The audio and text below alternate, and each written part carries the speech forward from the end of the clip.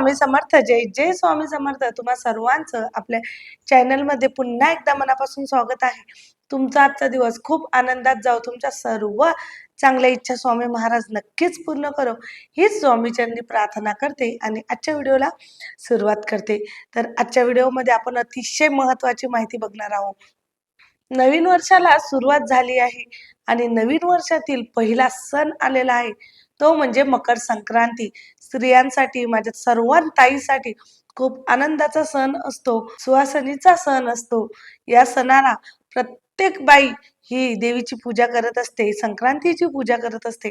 तर या संक्रांतीला काय करायचं, काय करायचं नाही, या संक्रांतीला काय करायचं, काय करायचं नाही, संक्रांत कशावर आहे, कोणतं वस्त्र परिधान केलेलं आहे, हाती काय आहे, आपण काय करावं, काय नाही, या याबद्दल सर्व माहिती आपल्या व्हिडिओमध्ये सांगणार आहे. त्यासाठी व्हिडिओ हा शेवटपर्यंत आवर्जून बघावा आणि जे पण ताई दादा चॅनलवर नवीन आहे त्यांनी चॅनलला लगेचच सबस्क्राईब करा, जेणेकरून जे आपले पुढचे नवनवीन व्हिडिओ आहेत ते तुमच्यापर्यंत लवकरात लवकर पोहोचतील. बघा, मकर संक्रांती म्हणजेच तर या दिवशी सूर्य हा मकर राशीमध्ये प्रवेश करत असतो, त्यामुळे आपण मकर संक्रांती साजरी करत असतो आणि या दिवसापासून उत्तरायण सुरू होत असतं. तर बघा, सर्वात जास्त ज्यांना नोकरी संबंधित काही प्रॉब्लेम असतील किंवा ज्यांच्या राशीमध्ये सूर्य प्रबळ नसेल, त्यांनी जर मकर संक्रांतीपासून सूर्याची पूजा करायला सुरुवात केली ना, त्याच्या राशीमध्ये खूप खूप चांगलं होतं. नोकरी संबंधित काही प्रश्न असतील ते सुटतात, प्रमोशन संबंधित काही असेल ते नक्कीच चांगलं होत असतं. तर या दिवसापासून सूर्याची पूजा आवर्जून करायची असते, कारण म्हणतात सूर्यदेवता या दिवशी शनिदेवाला भेटायला जात असतात. म्हणजे शनिदेव सूर्यदेवाचे पुत्र आहे, त्यामुळंच सूर्यदेव हे शनिदेवाला भेटायला जात असतात. म्हणजेच काय, सूर्य हा दर महिन्यालाच प्रत्येक राशीमध्ये जात असतो, रास चेंज करत असतो, पण जेव्हा तो मकर राशीमध्ये प्रवेश करतो त्यावेळेस असा खूप महत्वाचा आणि मोलाचा हा दिवस मानला जातो, म्हणून आपण मकर संक्रांती साजरी करतो. आणि असं शास्त्रात असे लिहिले आहे की या दिवशी संक्रासूर या नावाच्या राक्षसाचा वध देवीने केला होता, म्हणून मकर संक्रांत असं म्हणतात. मकर संक्रांत हा 3 दिवस सण साजरा करावा लागतो. म्हणजेच काय, पहिल्या दिवशी भोगी, दुसऱ्या दिवशी मकर संक्रांती आणि तिसऱ्या दिवशी किंक्रांती. या तिन्ही दिवसाला आपण पूजा करत असतो. तर भोगीच्या दिवशी आपण काय करायचं असतं, तर भोगीच्या दिवशी प्रत्येकाकडे वेगळी वेगळी पद्धत आहे. तुमच्याकडे कुठली पद्धत आहे ते नक्कीच मला कमेंट करून सांगा. तर भोगीच्या दिवशी तुम्हाला 12 प्रकारच्या ज्या भाज्या असतात त्या मिश्रित एक भाजी करावी लागते आणि जेव्हा आपण पोळ्या करू किंवा मग भाकरी करू बाजरीची, ज्वारीची, त्यावर एक साईडला तीळ लावावे लागतात. त्याला भोगी असे म्हणतात. आणि भोगी हा सण म्हणजेच काय, भोग उपयोग करण्यासाठी किंवा भोगी हा सण आपल्याला उपभोग घेण्यासाठी, चांगले भोग भोगण्यासाठी, यासाठी आपल्याला साजरा करावा लागतो. आणि मकर संक्रांत या दिवशी आपल्याला काय करायचं आहे हे तुम्हाला सर्वांना माहितीच आहे, तरी सुद्धा परत सांगते. तर संक्रांतीच्या दिवशी आपण प्रत्येकाच्या घरी जाऊन तिळगुळ घ्या, गोड गोड बोला, हे म्हणत असतो. तर आपल्या नात्यामधला गोडवा कायम राहावा. जर काही मतभेद झाले असतील, मन खराब झाले असतील, तर या दिवशी सर्व विसरून तिळगुळ घेऊन सर्व मनाने, प्रेमाने, सर्वांनी आनंदात राहून आपल्यामध्ये गोडवा निर्माण करावा, म्हणून आपण तिळगुळ घ्या, गोड गोड बोला असं म्हणत असतो. आणि संक्रांत या दिवशी आपण खूप आनंदात साजरी करत असतो. तर आता किंक्रांत. किंक्रांत म्हणजेच काय, या दिवशी तुम्ही जेवढं दान करसाल ना तेवढं खूप खूप चांगलं असतं. असं म्हटलं जातं, या या दिवशी जर किंक्रांतच्या दिवशी तुम्ही जेवढं काही, थोडं का होईना, जर दान केलं ना, तर ते दान प्रत्येक जन्मामध्ये सूर्यदेव तुम्हाला परत करत असतो. म्हणून या दिवशी तुम्ही जे होईल तुमच्याच्याने, अन्नदान, वस्त्रदान, श्रमदान किंवा मग विद्यादान, जे होईल ते दान केलं तरीही चालेल. दान म्हटलं म्हणजे असंच नाही की तुम्हाला खूप सारं मोठं असं दान करावे लागेल. एवढं जरी दान केलं ना तरी ते दानच असतं. फक्त एवढं मोठं करून लोकांना दाखवण्याऐवजी एवढंसं दान करा, पण मनामध्येच ठेवा, कोणाला न सांगता.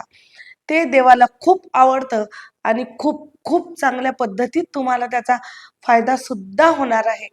कारण त्या दिवशी सर्वच बाया सर्व स्त्रिया एकमेकींच्या घरी जाऊन हळदी कुंकू करत असतात किंवा मग कोणी कार्यक्रम ठेवत असतो हळदी कुंकू. तसं तर आपण रथसप्तमी पर्यंत करत असतो, परंतु बऱ्याच महिला आहे की संक्रांतीच्याच दिवशी हळदी कुंकू करतात आणि एकमेकींना भेट देत असतात म्हणजे त्यांचं एक दान होऊन जात असतं. तर तुम्ही या दिवशी सुद्धा करू शकता. आता महत्वाचं म्हणजे संक्रांत या वेळेस कशावर आली आहे.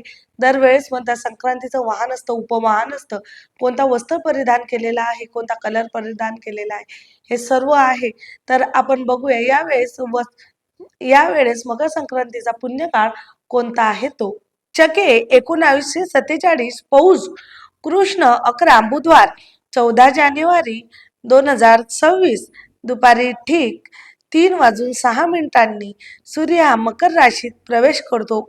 संक्रांतीचा पुण्यकाळ 3:06 पासून तर 6:20 आहे. म्हणजेच काय तर 6:20 म्हणजेच की सूर्यास्तापर्यंत मकर राशीचा पुण्यकाळ आहे. या काळामध्ये आपण दान धर्म करू शकतो. महत्वाचं म्हणजे की देवी कशावर बसून आली आहे, तर देवीचं वाहन आहे यावेळेचं वाघ आणि उपवाहन आहे घोडा. तिने पिवळं वस्त्र परिधान केलेलं आहे. म्हणजेच की ज्या देवीनी जे वस्त्र परिधान केलेलं असतं, जो रंग परिधान केलेला असतो, त्या रंगाच्या साड्या बायांनी घेत नसता. तो रंग आपण परिधान करायचा नसतो यावेळेस. तर देवीने पिवळं वस्त्र परिधान केलं आहे म्हणजे पिवळ्या कलरचे वस्त्र यंदा परिधान करणं वर्ज्य ठेवावे. यंदा म्हणजे मकर संक्रांतीच्या दिवशी तुम्ही घालू नका पिवळ्या कलरचं वस्त्र. नंतर दुसरंच की देवीने काय घेतलं आहे, तर पांढऱ्या कलरचा पदार्थ घेतलेला आहे. म्हणजेच तुम्ही या दिवशी दूध, दही, भात असेल पांढरा, तर तुम्ही शक्यतो या दिवशी पांढरे पदार्थ टाळा. वर्ज्य ठेवा. दुसऱ्या दिवसापासून तुम्ही घेतले तर काही हरकत नाही. फक्त एवढा संक्रांतीचा दिवस तेवढा तुम्हाला पाळायचा आहे. पण बाकी अंधविश्वास काहीच ठेवू नका, की मग हे असं करायचं का? संक्रांती खराब असते किंवा यामध्ये कटकट होते. या दिवशी जर किंक्रांतीच्या दिवशी कटकट केली तर वर्षभर कटकट होतं, असं बऱ्याच ठिकाणी म्हटलं जातं. तर कुठलीही अंधश्रद्धा न ठेवता जेवढा आपल्याला पाळायचं आहे, जेवढं आपल्याच्याने शक्य होतं तेवढं पाळायचं आहे. कारण महत्वाचं म्हणजेच काय, तर आपलं पुण्य जर चांगलं असलं ना, तर बाकी सर्व सर्व काही चांगलं होत असतं. आता तुम्हाला देवीचं वर्णन सांगते. तर देवीचं वाहन तुम्हाला माहितीच आहे. वाघावर बसून आलेले उपवाहन घोडा आहे. ती वयाने कुमारी असून बसलेली आहे आणि महत्वाचं म्हणजे पिवळं वस्त्र परिधान केलेलं आहे. हातामध्ये जाई घेतलेली आहे वासासाठी, असं देवीचं वर्णन केलेलं आहे. ती पूर्वेकडून पश्चिमेकडे जात आहे आणि वायव्येकडे पाहत आहे. जातीने सर्प असून तिने मोती धारण केलेला आहे. या पद्धतीत संक्रांती देवीचं वर्णन केलेलं आहे. या पद्धतीत तुम्हाला मी संक्रांतीबद्दलची माहिती सांगितलेली आहे. या दिवशी खूप साऱ्या लेडीज हळदी-कुंकू करत असतात आणि खरंच खूप सुंदर असा हा सण असतो. तर किंक्रांतीच्या दिवशी तुमच्याच्याने जेवढं होत असेल तेवढं दान करा. असं नाही की खूप सारं मोठं आणि दान करायचं आहे.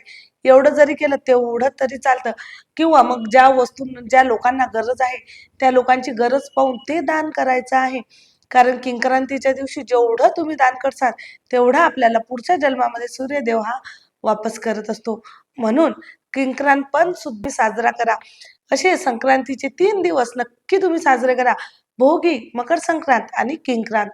खूप चांगला तुमचं हे वर्ष जाईल आणि खरंच तुम्हाला जे सांगितलं आहे मी, की ज्यांचं प्रमोशन होत नाही, ज्यांच्या नोकरी संबंधित काही प्रॉब्लेम असतील, त्यांनी नक्कीच सूर्याला अर्घ्य देणं सुरू करा. जो सूर्य भगवानाची पूजा करेल ना, त्याला खरंच खरंच लवकरात लवकर आणि खूप चांगल्या असं सुवर्ण संधी मिळतील. नोकरीमध्ये प्रमोशन होणार. खूप साऱ्या समस्या दूर होतील आणि महत्वाचं म्हणजे या वेळेचा एवढं चांगला सण आहे आणि दिवस पण खूप महत्वाचा आलेला आहे. यावेळेस 14 जानेवारीला एकादशी आलेली आहे. म्हणजेच आपल्याला या या सेवेबरोबर आपल्याला भगवान विष्णूंची सुद्धा सेवा करायची आहे. मग एकादशीला म्हणता जेवढं भगवान विष्णूंची सेवा केली तेवढं आपल्याला खूप खूप चांगलं होत असतं. म्हणून नक्कीच सर्वांनी सेवा करा. कोण कोण ही सेवा करणार आहे त्यांनी मला नक्की कमेंट करून सांगावं आणि कमेंटमध्ये श्री स्वामी समर्थ लिहायला विसरायचं नाही. तर सर्वांनी जर तुमचे काही अनुभव असतील ना, तर नक्की नक्की शेअर करत चला, कारण आपला एक अनुभव दुसऱ्याला खूप प्रेरणा देऊन जात असतो. आजच्या पुरतं एवढंच. झालेली सेवा स्वामी महाराजांच्या चरणी रुजू करते आणि इथेच थांबते. व्हिडिओ आवडला असेल तर व्हिडिओला लाईक करा, शेअर करा आणि सबस्क्राईब करायला विसरू नका. परत भेटू अशाच नवीन माहितीसोबत, नवीन व्हिडिओ सोबत. तोपर्यंत श्री स्वामी समर्थ. जय जय स्वामी समर्थ.